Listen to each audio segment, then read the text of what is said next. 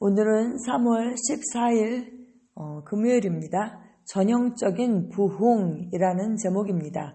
전형적인 부흥. 말씀은 마태복음 3장 11절입니다. 나는 너희를 회개시키려고 물로 침례를 준다. 내 뒤에 오시는 분은 나보다 더 능력이 있는 분이시다. 나는 그의 신을 들고 다닐 자격조차 없다. 그는 너희에게 성령과 불로 침례를 주실 것이다. 아멘. 18세기에는 복음주의 진리가 항상 기독교 신앙의 테피스트리, 그러니까 여러 가지 색실로 그림을 짜 넣은 그런 직물처럼 그렇게 짜여 있었지만 복음주의 기독교라고 불리는 것이 탄생했습니다. 복음주의는 아주 특별한 표시와 함께 종교계에 나타났는데 거의 2세기 동안 엎드림, 혼의 비통함, 부르짖음과 같은 강력한 감정적, 육체적인 사건들이 이 새로운 전도에 수반한 반응의 일부였습니다. 이러한 특별한 시기를 우리가 부흥이라고 했습니다. 여러분 상상하실 수 있죠? 복음이 전파되고 어떤 그런 감정적 그런 애통함이 있는 그런 회개가 있는 그런 부흥, 우리가 평양 대부흥에서도 사실 그런 일들이 있었잖아요. 우리가 그런 것들을 이제 부흥이다 이렇게 부르고 우리가 부흥했을 때 그런 이미지를 생각할 수 있죠. 오늘날 부흥은 이상화되었습니다. 부흥은 하나님과 그리스도인의 믿음의 절정이라고 여겨지고 있습니다. 고전적 의미에서 부흥의 분위기는 하나님이 복주신 교회의 표적으로 여겼습니다. 어떤 설교자들은 교회들에서 부흥의 형태로 나타나는 반응과 그 뜨거움과 불을 장려하면서 돌아다니면서 우리가 그런 사람을 부흥사다 이렇게 불렀죠. 그리고 그들이 그런 사역들을 하고 있습니다. 또 웨슬리 사역에 기록되어 있는 것과 같은 부흥은 오랜 영혼의 부르짖음에 대한 대답으로서 하나님께서 그분의 능력의 은신처로부터 나오시는 것을 말했습니다. 그러니까 하나님이 그 능력의 은신처에 있으신데 그분의 어떤 나타남이 있는 것, 능력의 나타남, 어떤 그 소멸하는 불로 나타나실 수도 있고 어떤 치유의 능력으로 나타날 수도 있고 뭐 여러 가지 그런 그 하나님의 나타남, 그것을 이제 그렇게 말했다라는 것이죠. 이스라엘 사람들은 하나님께서 그들의 원수들을 멸망시킴으로써 하나님이 계시는 것을 나타내 달라고 그렇게 부르짖었습니다. 네, 그 하나님의 임재를 여러 가지 방법으로 하나님께서 그렇게 나타내셨죠. 그러나 이제 그리스도인들은 하나님께서 자신들을 하나님께로 가까이 이끌어 달라고 그렇게 부르짖고 있습니다. 하나님께서 자신들을 하나님께로 가까이 이끌어달라. 동기는 다르지만 부흥을 원하는 반응입니다. 하나님의 나타나심을 원했었다면 이제는 우리 자신을 하나님께로 이끌어달라. 이제 그렇게 우리는 기도하고 있는 것이죠. 어쨌든 부흥을 원하는 것입니다. 성경에는 부흥이란 단어가 나오지 않는다는 것을 알고 있습니까? 그런데 우리가 이렇게 부흥을 원하지만 정작 그리고 또 시대마다 그 부흥의 양상들이 또 달랐지만 정작 성경에는 이 부흥이라는 단어가 나오지 않습니다. 네, 질병이나 죽음으로부터 다시 살아난 사람, 리바이브 된 사람이나 아니면 나라의 어떤 그런 위기 가운데서 하나님에 대한 새로운 신뢰로 말미암아 다시 힘을 내게 되었을 때 그들이 부르짖었고 그리고 또 다시 힘을 내게 되었을 때 리바이브 되었을 때 관한 그런 언급들은 성경에 많이 있지만 그냥 그 부흥이란 리바이벌이라는 그런 용어는 성경에 있지 않고 이것은 사람들이 만들어낸 표현이다. 이렇게 말씀하고 있습니다. 아마도 우리는 우리가 만들어내는 것을 너무나 많이 강조하느라 하나님에 대한 신뢰와 자비심에 대한 강조는 충분하지 않다고 생각하지 않습니까? 네, 우리가 어떤 그런 만들어낸 거죠. 어떤 이미지나 우리가 어떤 하나님의 일하심에 대해서 우리가 어떤 만들어낸 것들 정작 그분께 집중하는 것이 아니라 우리가 만들어낸 것을 너무나도 강조하고 오히려 그것에 집중하고 있지 않느냐 우리에게 이렇게 질문하고 있는 것입니다.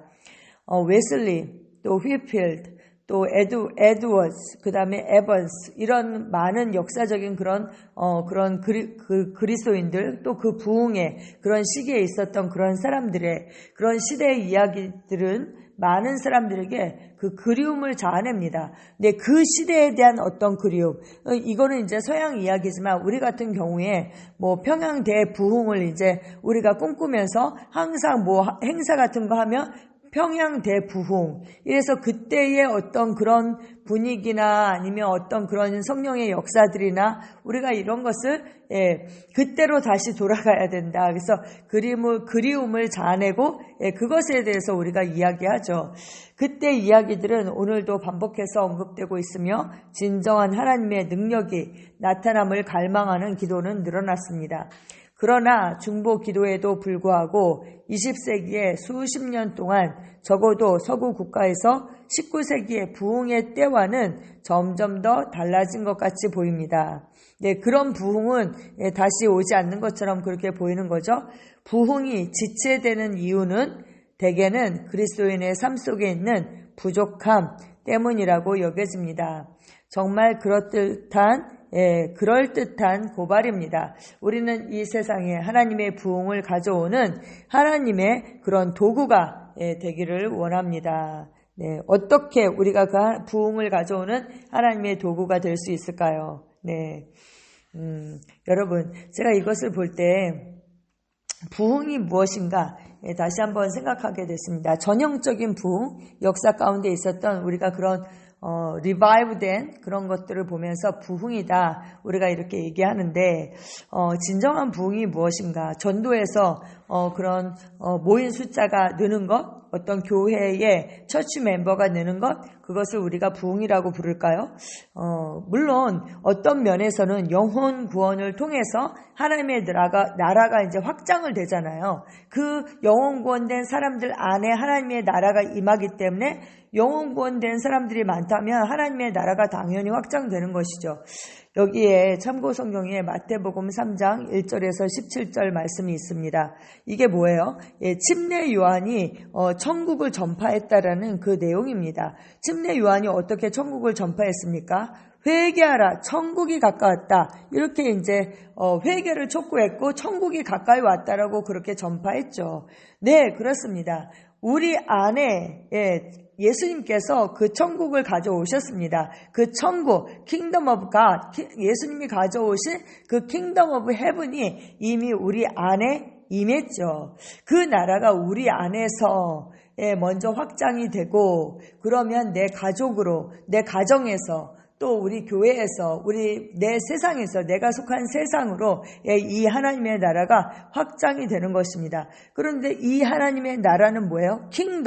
킹덤이니까 킹 도메니온. 그래서 그 왕이 통치하시는 나라입니다. 실제 하나님의 나라가 내 안에 임했어도 내가 그 하나님의 어떤 통치를 받지 않고 주님의 통치를 받지 않고 여전히 내가 주인 되어서 산다라면 그 하나님의 나라가 내 안에서 나타날 수도 없고 확장될 수도 없는 것이죠. 우리는 예수님을 주님으로 그렇게 영접했죠. 산 자와 죽은 자의 주가 되려 하심이다. 그렇게 말씀하고 있습니다. 그런데 우리가 그 삶의 모든 영역에 있어서 그분께 그 주인의 그 주님의 그 자리를 내어드려야 하는데 그렇지 못한 부분들이 너무나도 많이 있는 것이죠. 그래서 그분의 통치를 받을 때에 우리 안에 먼저 하나님의 나라가 그냥 합법적으로만 임한 것이 아니라 그 실제가 되게 되고 우리를 통해서 그 나라가 내 세상으로 확장되는 것입니다. 그래서 진정한 부흥은 정말 개개인의 그리스도인의 그 개개인의 그 안에서 심령 안에서 먼저 시작되는 것이다. 저는 이렇게 생각합니다. 침례 요한이 회개하라 천국이 가까웠다 했잖아요. 우리는 회개했습니다. 어떻게요? 돌이켰죠. 마귀가 주인된 그 삶에서 마귀의 지배를 받는 그 삶에서 예수님이 나의 주인이십니다 라고 방향을 확 바꿔서 주인을 바꾸는 그 회개를 우리는 했고 천국이 우리 안에 임했습니다. 그런데 그 한 번 일회성으로 되는 것이 아니라 계속 계속 우리 삶에서 정말 말씀으로 돌이키고 그 천국이 우리 안에 임한 천국이 우리 안에서 확장되고 예, 그렇게 돼야 되고 우리 삶에서 계속 주님께서 그 주님의 위치에서 우리를 통치하시는 삶, 그분의 지배를 받는 삶, 우리가 그렇게 그런 삶을 살아야 하는 것입니다. 우리가 여전히 내가 예수님을 주님으로 영접했지만 나의 옛사람이 죽지 않고 그냥 하나님을 나를 돕는 하나님으로 내가 하나님을 이용한다면 그것은 종교죠. 기독교가 아닙니다. 여전히 내가 주인 되어서 사는 것은 참된 그리스도인의 삶이 아닌 것이죠. 이 마지막 때는 어떤 싸움입니까?